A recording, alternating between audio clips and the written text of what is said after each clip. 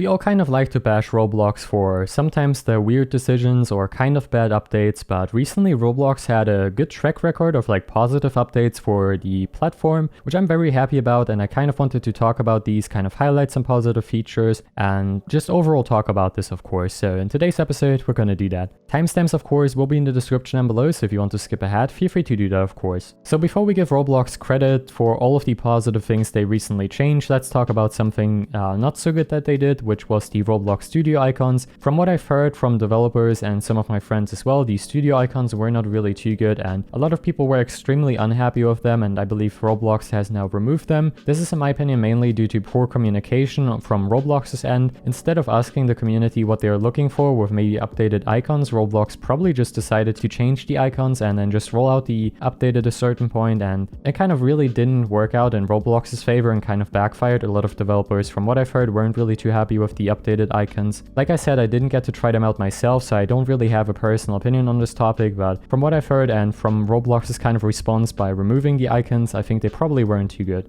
Alright, so positive things now, and this is going to be hopefully not too long, this part, but let's start with dynamic hats, which were recently added. A very impressive thing is that Roblox, or someone at Roblox, went ahead and kind of actually redid all of the animations right here, at least so they match with the dynamic hats. As you can see, like all of these expressions are matching extremely well. Like even this one, like wow, that's just insane to be honest. The superhero reveal, there you go, look, like everything is really matching, and I think someone just went one by one through all of the different emotes, so they actually end up matching, and I think this is really impressive, and the dedication right here is just really great, and whoever did this, just props to you. This is a lot of work and you did a really fantastic job. This receives a thumbs up, and this is definitely something I wanted to showcase. So most of the issues I had with the dynamic hats are gone now, so good job Roblox. Next up, layer clothing has received some changes. I'll put up the developer forum post as well, so apparently layer clothing is supposed to match now better with certain avatars. I think that's really fantastic. We're gonna try it out with the 1.0 right here. I remember previously it was clipping a lot, and it seems like it no longer clips. It still looks a bit weird to be honest, but it works a lot better than before. You don't have the clipping issues anymore, and it also just looks a little bit nicer. It still looks a bit weird on the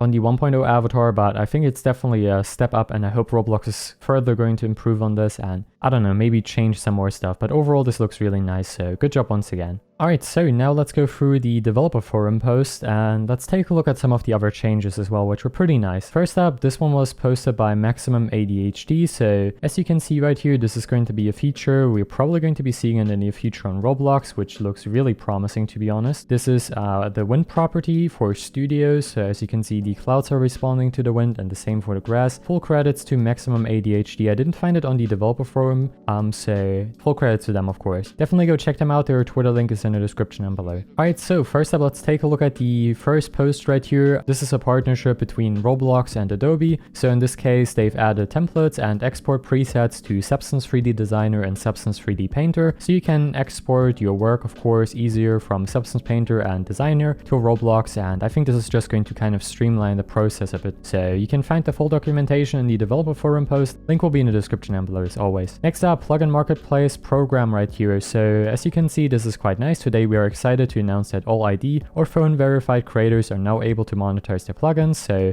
your plugins will also now be discoverable within Studio. Overall, pretty good change right here. From what I've seen with the comments, everybody was quite happy about this, so another positive change. Next up, changes for VR. As you can see, the user interface has received some updates. You can see the changes right here. I've never really used Roblox VR. I don't have a VR headset, so I don't really know too much about it, but I will link it in the description down below. So next up, inverse kinematics. So this is really fantastic as well. As you can see, this is pretty much going to change animations on Roblox, I would say, quite significantly, and these are going to be some of the features that your characters will be able to do with this new animation tool. So I think that is really fantastic, and I'm definitely looking forward to making some brand new animations on Roblox. As you can see, this looks really great as well. Overall feedback for this seems also quite positive from what I've seen in the comments, so that's quite nice. The same is going to apply for the next feature, the Studio Animation Editor. As you can see right here, the Studio Animation Editor is going to receive some changes, which I think is pretty amazing, and from what I've seen once again in the comments, a lot of people are very happy about this, and I think this is definitely a step into the right direction. Same for this feature right here, you can now group as a folder, a brand new Studio command. I think this one is very nice. Instead of moving things into a folder, you can just group things as a folder now, so fantastic change. change, a really small addition, but I think this one's quite cool. Next up, new humanoid physics controller. This one looks really promising as well, so overall I would say really good changes so far, and from what I've seen, once again, people are pretty happy about this. Next up, default R15 player animations now includes strafing and backpedaling, so this is going to be a brand new feature rolling out in October, as you can see, early October.